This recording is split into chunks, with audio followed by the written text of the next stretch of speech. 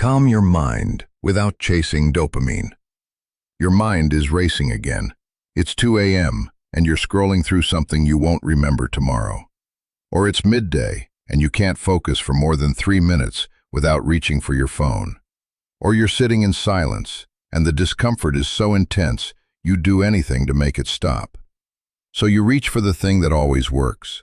The scroll, the video, the notification, the game, the content. The next hit of dopamine that makes everything quiet for just a moment. And it does, for about 30 seconds. Then the restlessness returns, maybe stronger than before, and you're back on the hunt. This is the cage most men don't even realize they're in.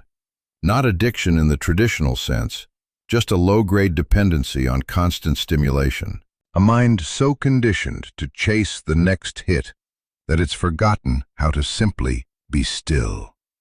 The Stoics lived in a different world, but they understood the same principle. A mind that needs constant external stimulation is a mind that doesn't belong to you. It belongs to whatever can grab its attention next. Marcus Aurelius didn't have a smartphone, but he faced the same challenge. How do you find peace in a mind that wants to run? How do you build calm that doesn't depend on the next distraction, the next pleasure, the next escape? If you're tired of being controlled by the need for constant stimulation, if you want to build a mind that can be still without needing to be entertained, then what comes next might be the most important shift you ever make. And if you're ready to reclaim your attention from the dopamine trap, consider subscribing. For the part of you that's exhausted from the chase, the dopamine economy. Let's be honest about what's happened. Your mind has been weaponized against you. Every app, every platform, every piece of content you consume has been engineered by teams of the smartest people on the planet with one goal: keep you engaged, keep you clicking, keep you coming back. Not because they care about your well-being, but because your attention is worth billions, and they've won. Most men can't sit in silence for 5 minutes without reaching for distraction. They can't have a conversation without checking their phone. They can't be alone with their thoughts without feeling like they're crawling out of their skin. Your baseline for stimulation has been hijacked. What used to feel engaging now feels boring. What used to bring satisfaction now barely registers. You need more, faster, louder, newer, just to feel normal. This isn't a moral failing, it's conditioning. Your brain has been trained to expect constant dopamine hits, and now anything less than constant stimulation feels like deprivation. The Stoic counterculture. The Stoics practiced something radically different, the cultivation of inner calm that didn't depend on external circumstances. Seneca wrote, "If you would judge, understand." And here's what most people don't understand.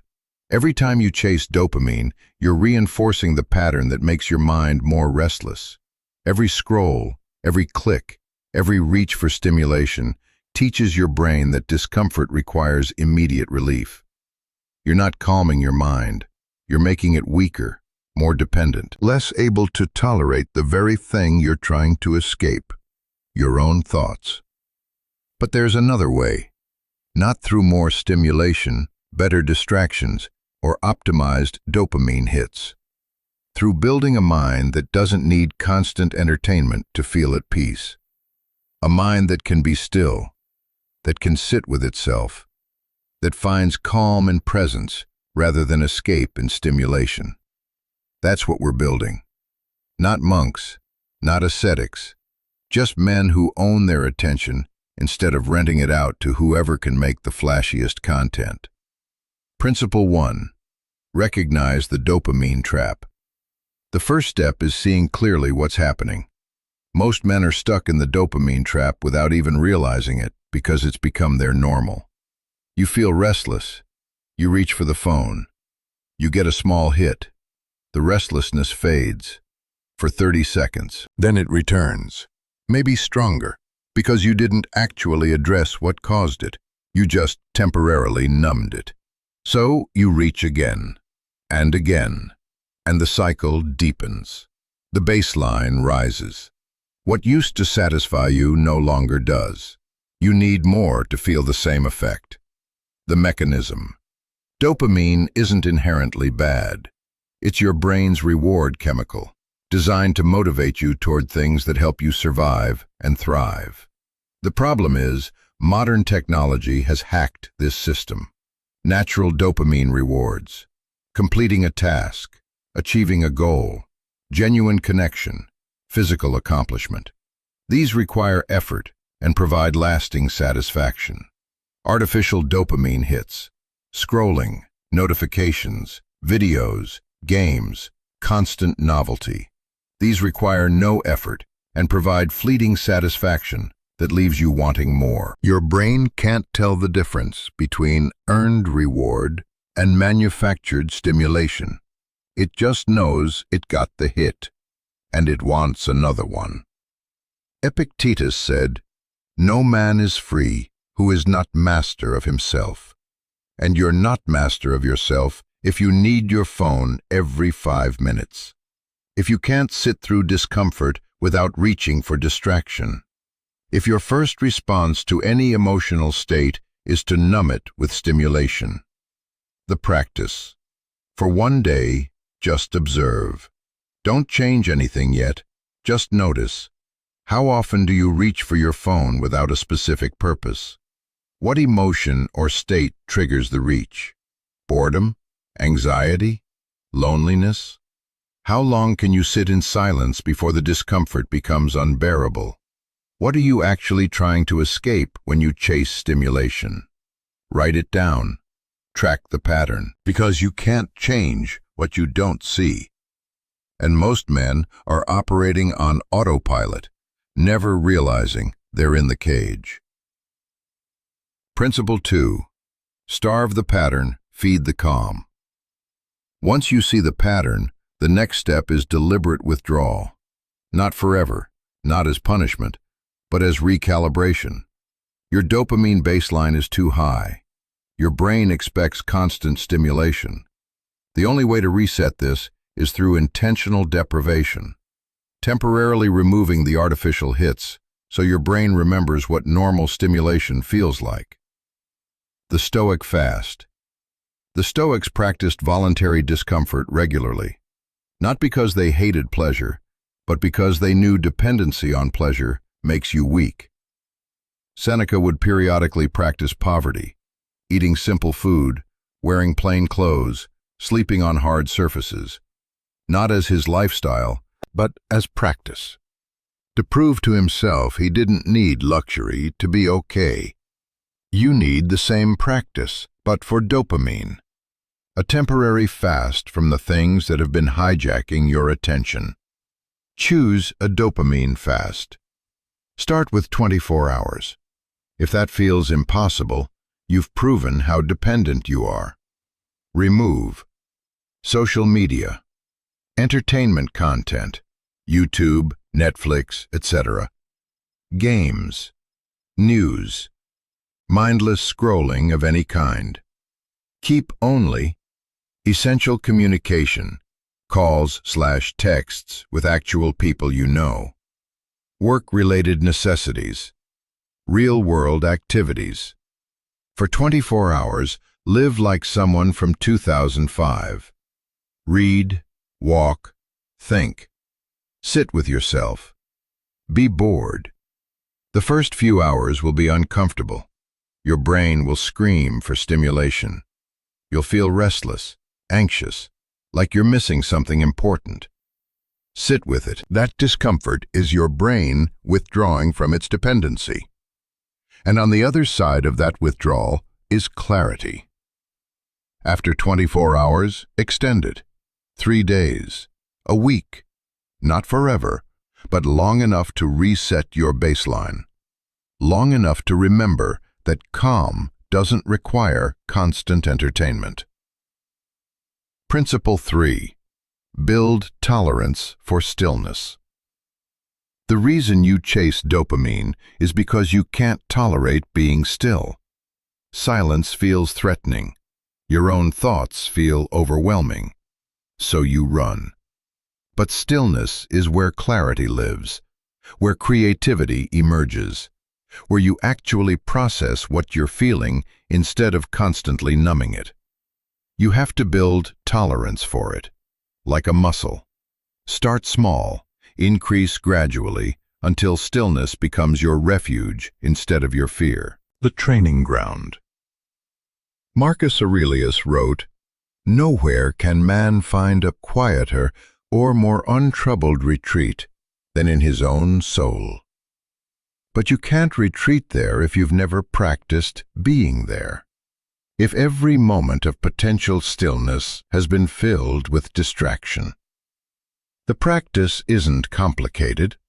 Sit, do nothing.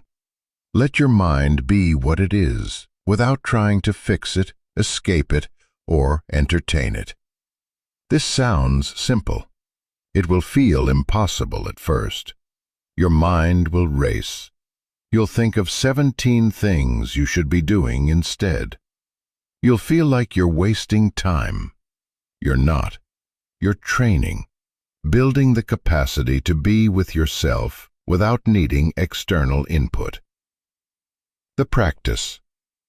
Start with 5 minutes. Just 5.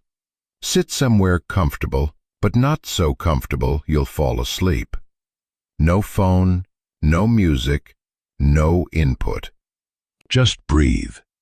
Notice your thoughts without following them. Notice the urge to reach for distraction without acting on it. Your mind will wander. That's fine. Notice it wandered. Bring it back to your breath. Notice it wandered again. Bring it back again. You're not trying to stop thoughts. You're building the muscle of noticing when you're pulled away and choosing to return. 5 minutes today. Tomorrow, 5 minutes again. Next week, try 7, then 10. Build gradually. Over time, stillness stops feeling like torture and starts feeling like relief, like coming home to yourself instead of running from yourself. Principle 4. Replace passive consumption with active creation. Here's the shift that changes everything. Stop being a consumer and become a creator. Passive consumption, scrolling, watching, clicking, provides dopamine without effort. It's junk food for your brain. Quick hit, no nutrition, leaves you wanting more. Active creation, writing, building, making, solving, provides dopamine through achievement. It's earned satisfaction. It actually fills you up. Seneca said, "It is not that we have a short time to live, but that we waste a lot of it." When you look at your screen time at the end of the week and see 20 hours of consumption, that's 20 hours you'll never get back. 20 hours of feeding the restlessness instead of building calm. But when you spend even 1 hour creating something, writing, building, practicing a skill, solving a problem, you go to bed different than you woke up. You've added something to the world instead of just absorbing from it. And your brain knows the difference. Real accomplishment provides deeper, longer-lasting satisfaction than endless consumption ever could. For every hour you used to spend consuming, replace it with 30 minutes of creating. Don't have a creative skill? Build one. Write. Journal your thoughts. Write the article you wish existed. Document what you're learning. Build. Fix something. Make something. Work with your hands. Practice. Learn an instrument. Study a language. Develop a skill that requires focused attention. Solve. Work on actual problems. In your life, your work, your relationships. The specific activity doesn't matter as much as the shift from passive to active, from consuming to creating, from being entertained to being engaged. You'll notice, after an hour of creation, your mind feels calm.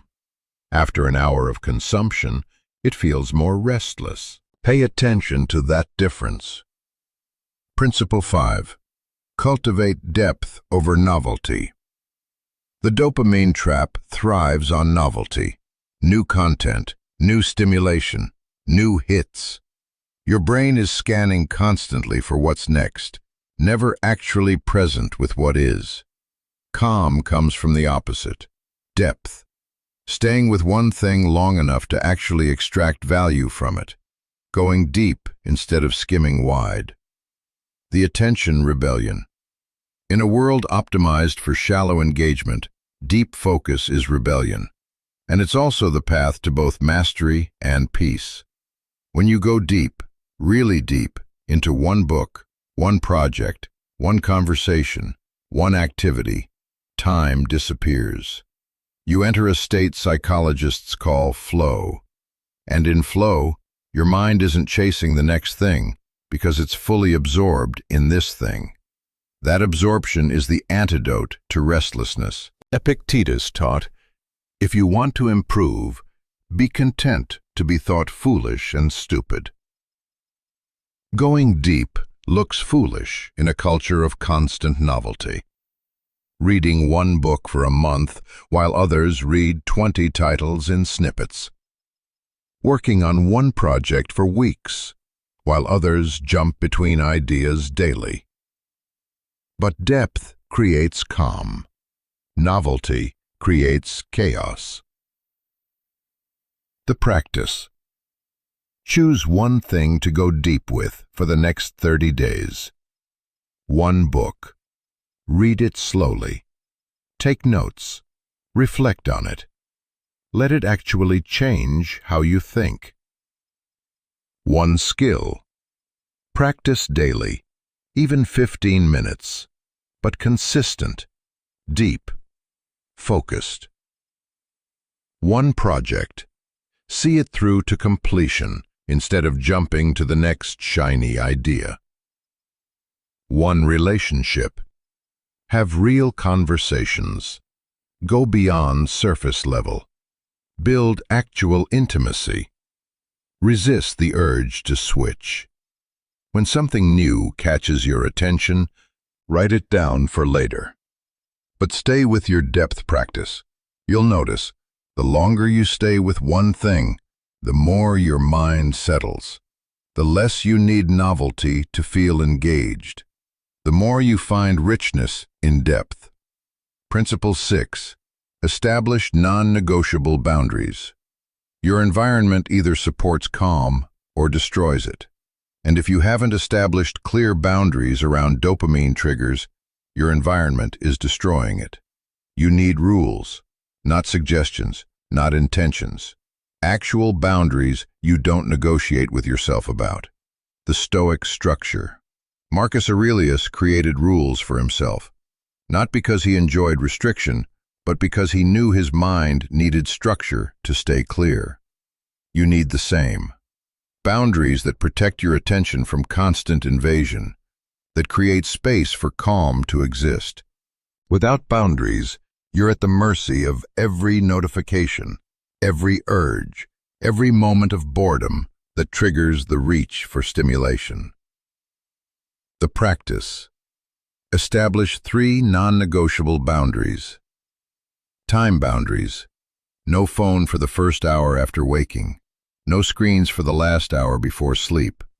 1 day per week completely screen-free, or at least social media-free. Space boundaries. Phone doesn't enter the bedroom. No devices during meals. One room in your home that's screen-free. Activity boundaries. No checking phone during conversations.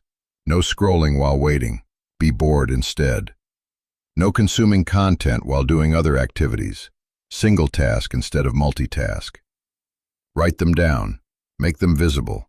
And when you're tempted to break them, and you will be, remember, these aren't punishments. They're protection. Protection of your attention, your calm, your capacity to be present with your own life instead of constantly escaping it. Principle 7. Return to natural rhythms. Your nervous system wasn't designed for constant stimulation. It was designed for cycles, activity and rest, engagement and reflection, stimulation and stillness. But modern life has flattened those cycles. You're in constant low-level stimulation, never fully engaged, never fully at rest, always in between, always slightly activated, always restless. Calm requires returning to natural rhythms. Work hard, then rest completely. Engage fully, then disengage fully. No constant middle ground. Seneca practiced daily reflection, not constant analysis, dedicated time to process, then letting it go. He engaged with his work fully during work hours, then stepped away completely. That rhythm, full engagement followed by full rest, is what creates sustainable calm. When you're always half engaged, half distracted, you're never really working and never really resting. You're just in perpetual low-grade stress. Build natural rhythms into your day. Work in blocks, 90 minutes of deep focus, no phone, no distractions, full engagement. Then 15 minutes of complete rest. Walk, breathe, stare at nothing, no stimulation. Exercise intensely. Don't just go through the motions. Push hard. Fully engage your body. Then rest completely. Don't immediately jump to the next thing. End the day deliberately. Create a shutdown ritual. Review your day. Write down tomorrow's priorities. Then be done. No work email. No just checking one more thing. Complete disengagement. Sleep properly. Same bedtime, same wake time. Body needs rhythm to regulate itself. Room dark, cool, quiet. Let your nervous system actually restore. These rhythms aren't restrictions.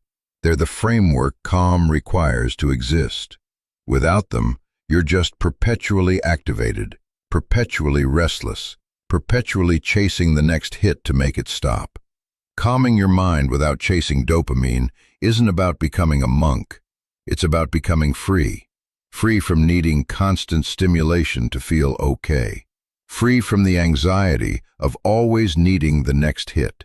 Free from the restlessness that comes from a hijacked attention system. Free to be present with your actual life instead of constantly escaping it. The Stoics weren't against pleasure. They were against dependency on pleasure. Because dependency on anything outside yourself makes you weak. When you need external stimulation to feel calm, you've handed your peace to whatever can grab your attention. And in the modern world, that's everyone and everything. But when you build a mind that can be still, that can sit with itself, that finds calm in presence rather than escape in stimulation, you've reclaimed something most men have lost: sovereignty. Marcus Aurelius wrote, "Very little is needed to make a happy life. It is all within yourself, in your way of thinking." That way of thinking isn't found in the scroll.